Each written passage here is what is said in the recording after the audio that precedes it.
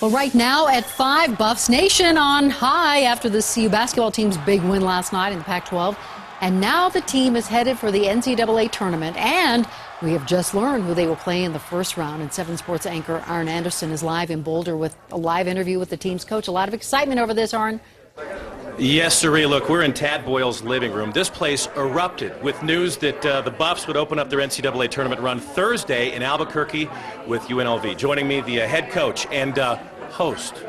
How excited are you and your kids? Very much so. Obviously, much different feeling than was in this living room last year. We had to flush the calm out of this room with a great day like today was, and to do it the way our players did it, with winning 4 games in 4 days in Los Angeles.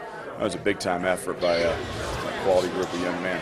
And you get to play close to home. More importantly, we're playing the Rebels at altitude. How big a factor could that be come Thursday? Well, if it's a fast-paced game, I hope it is, because again, we're used to it. They're not, but again, this time of year, it's you don't want to rely on that to win a game. You just got to be able to execute and play hard. We found our defensive identity back when we went to Los Angeles, and we're going to need that against UNLV because they got some talented guys.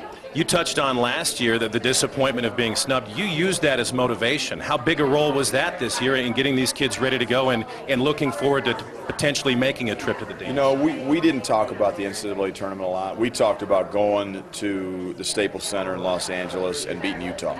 And then after we do that, then we got whatever the next task at hand is, which happened to be Oregon. So we did the old 1 game at a time deal, because to think about winning 4 games in 4 days is, it's a little intimidating, and we just took it 1 step at a time, and we didn't talk about the NCAA tournament though. We talked about winning a Pac-12 tournament championship.